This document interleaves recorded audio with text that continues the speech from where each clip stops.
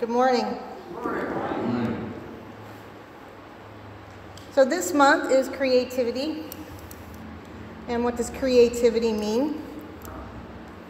There's always a fine line here, because I know you can't hear me without it. And in contemplating creativity and knowing that I have 4 weeks in a row with creativity, I know this is the beginning point. And living the truth we know in that creativity kept coming up. So we'll be working a lot with that principle for the next couple of weeks as well. And understanding that our universe is not limited to understanding itself from our particular bent. That there's creativity in each of you and in every person on the planet. I'm going to point you down your page all the way to the last quote there. And it's actually a quote from a show called Babylon 5, and I know I've used it before because I absolutely love it. The first time I saw this or heard this was around 1994, and it struck, or I actually can repeat it and find it when I need it today. It says, the molecules of your body are the same molecules that make up this station. The show takes place on a space station. And the nebula outside that burn inside the stars themselves. We are star stuff. We are the universe made manifest, trying to figure itself out. And as we both have learned, sometimes the universe needs a change of perspective. When I thought about that, the perspective is the creativity part. You know, what multitude of perspectives is the universe going to come up with to help figure itself out? Also within the last month, I watched a show, it's on Netflix, called Miracles. And it's by a person who calls himself a psychological illusionist. His name is Darren Brown. I had not heard of Darren Brown until I saw the show. I ended up watching the show several times because it fascinated me so much that a professed atheist was on stage performing real-time healings as part of his show. Real-time healings. Now, part of the show was honestly making fun of the evangelical faith healing language, because in between each event of healing, he would say things like, okay, get your credit cards out, you know, and things like that. So there was a level of tongue-in-cheek. But these people actually had an experience in the show. And he was able to go out into the audience and say, I know you have an eyesight issue. And he could even call them by name. And he could tell people when they had nerve damage in their backs. And he would sometimes put hands on them, sometimes say for what him was gibberish words, and for us we would consider them beautiful language of the spirit. And these people were having an experience.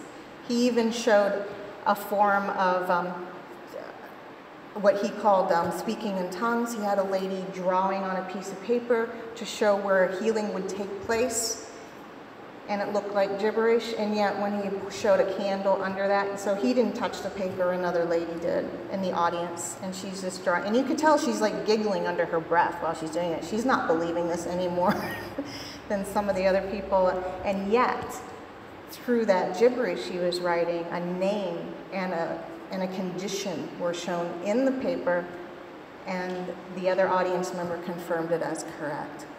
So over and over, you saw these people having this experience. And there was other parts of the show other than the healing, but that's the part I want to share. I'm going to go watch it. It's an hour of your life that you won't regret just taking the time with. But he is a professed atheist. And I put a quote from him on your paper. In fact, all these quotes, I hope they give you a little bit of pause today, because they're all from people that probably would never come into these walls if you paid them. So Darren Brown says, each of us is leading a difficult life. And when we meet people, we are seeing only a tiny part of the thinnest veneer of their complex, troubled existence. To practice anything other than kindness towards them, to treat them in any way, save generously, is to quietly deny their humanity. From an atheist. The universe needs a change of perspective. I found that he is so much in his own power in alignment with who he is right now. Now, who knows what he's going to be in a few years or whatever, but we all are just who we are right now. And he is in so much alignment with who he is right now that he can allow others to be in alignment for healing. Isn't that what healing is? Coming into an alignment? And yet he does not use the language you use at all. He doesn't even pretend to believe it. And yet that alignment allows alignment for others in real time for healing. Throughout his show, he also kept putting forth the idea of personal responsibility and personal power, which is also something we all can get into. And yet his vocabulary is definitely not the same. I saw an interview with him and Richard Dawkins, who I also put a quote on your page. Richard Dawkins is, if you don't know him, he goes out of his way to support what he calls the non-believers and to give them a voice in a society he believes shuns those that are not a Judeo-Christian Islamic background. So, and you can find lots of him. He's very active and active in philanthropy. So he's out there again helping humanity in his own alignment. And he and Darren Brown actually were like in an interview with each other, and you can find that on YouTube. What I found though, even though I'm going to say how cool some of these people are, is the level of sometimes acceptance of the intelligence of the rest of the world seemed a little lacking. So even though they are in alignment with themselves, there were things like, oh, well, they're just ignorant masses. You know, it was that kind of feeling. I want to challenge you to go beyond that, to say that there is a depth of truth in it all, and it doesn't mean that they're more ignorant than you, but they are in alignment with themselves at the time. Does that make sense? So he says, critical thinking is the real savior of humankind. My foundation promotes respect for people who hold critical thinking as a cherished personal value and use it in day-to-day life. Again, Charles Fillmore could have said that. I don't know that the truths of people that are in alignment are very different, even though their vocabularies may be starkly different. And that is the beauty, if we're going to go back to the theme of creativity, the beauty of creativity of this planet and of the universe. That you can have all that. You can have all those different perspectives. And our challenge is to listen to them. Doesn't mean you need to buy into all of them, because you're in your own alignment. But to have respect for the process of somebody else having those perspectives. And to know, again, I'm going to go back to that Darren Brown, there was experiences taking place that were being verified. You know, and if we take over and over, when I teach healing, I say it's the alignment of the healer helping the alignment of the person so that they can feel what they need for themselves to heal. It's what he was doing without the language. So who says the Spirit's not working through him?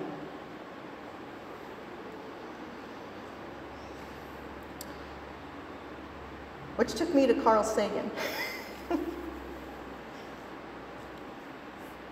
So Carl Sagan kind of bridged a little bit of the gap there between those two worlds, between the atheists and the spiritualists.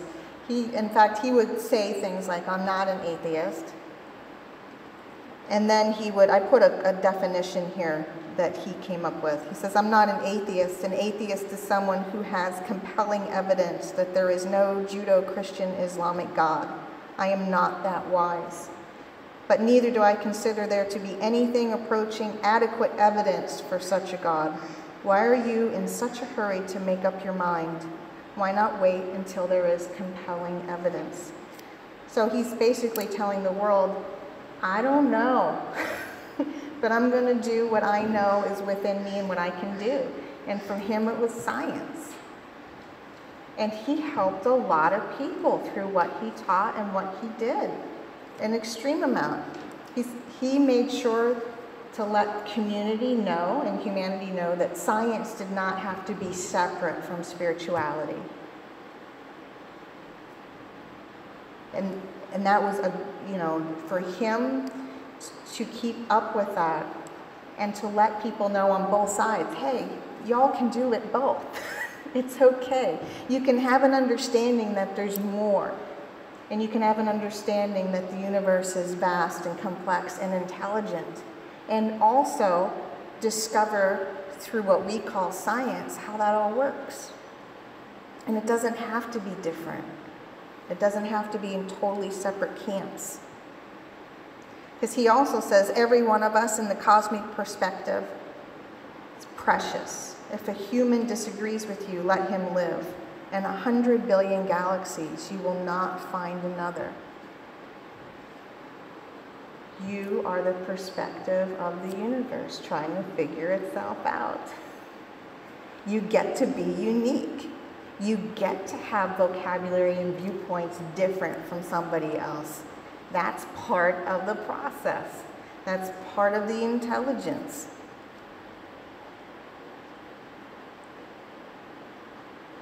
I would totally encourage you to go find a couple of these people and just read a little bit.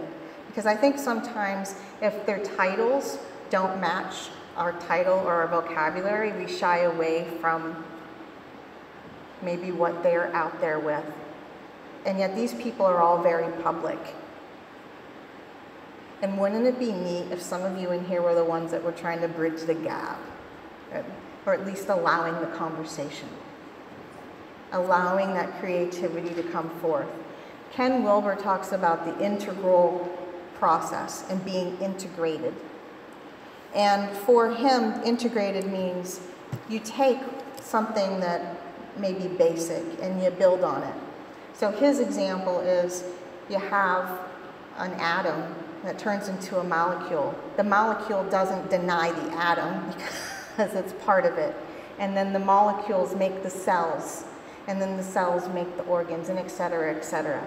So there's always something beneath there. There's always something maybe simpler, maybe something that we don't always recognize, but when you take them all together, that's when you start forming the truth, or start seeing the whole package, integrating. So it's recognizing that maybe you do have a viewpoint that's different than somebody else's, but can you integrate some of what they're saying into your own life to bring it into a grander whole and keep building on that? Kind of like that little snowball, you start at the top of the hill and by the time it gets to the bottom, it's huge. Yeah, something like that. Only without squishing, Daffy Duck or something at the bottom.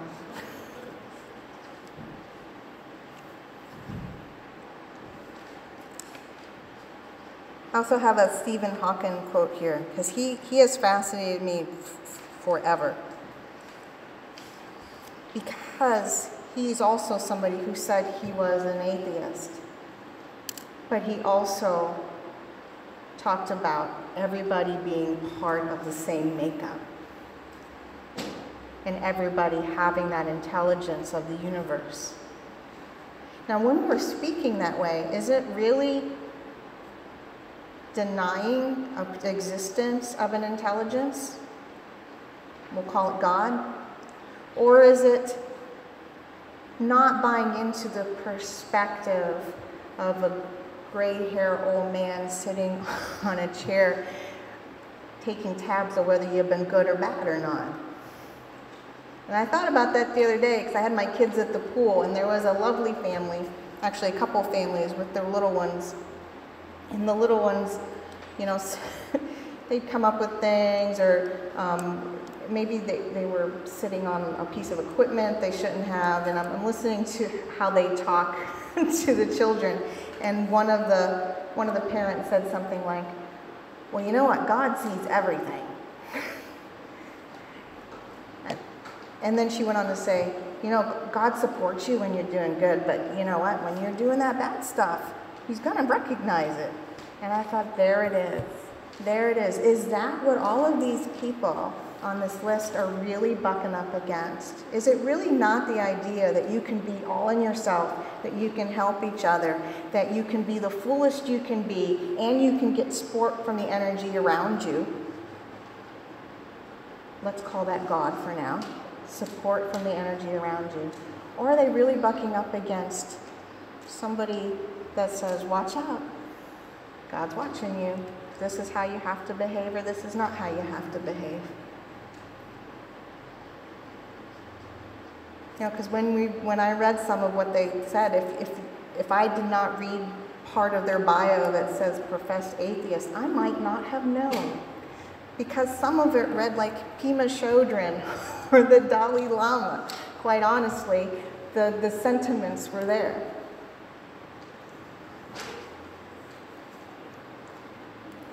I guess today in dealing with creativity is to allow the creativity of the labels. You know, are we really, does the label really show you what's underneath? Is there more?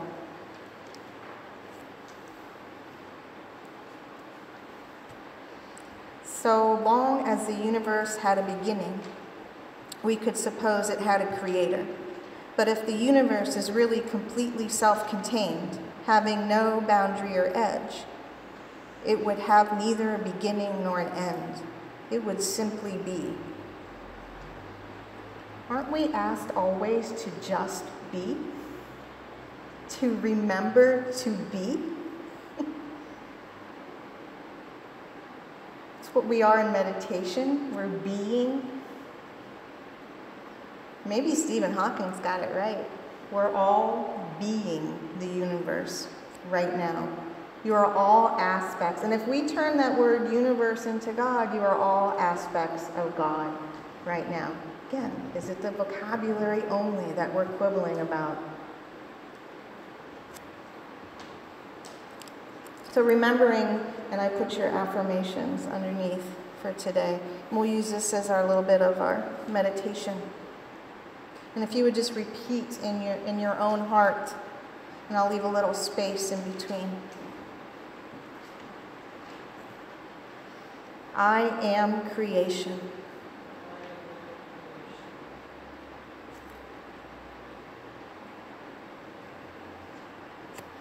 I am life.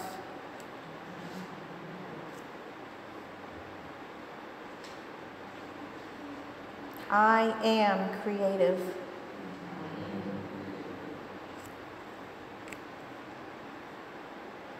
I am infinite.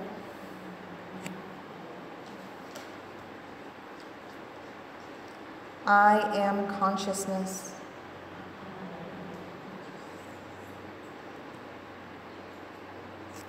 I am being.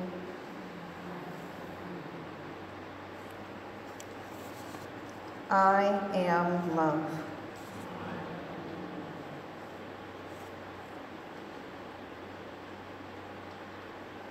We are star stuff.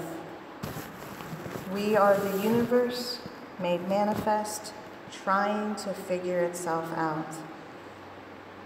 And sometimes the universe needs a change of perspective. Amen.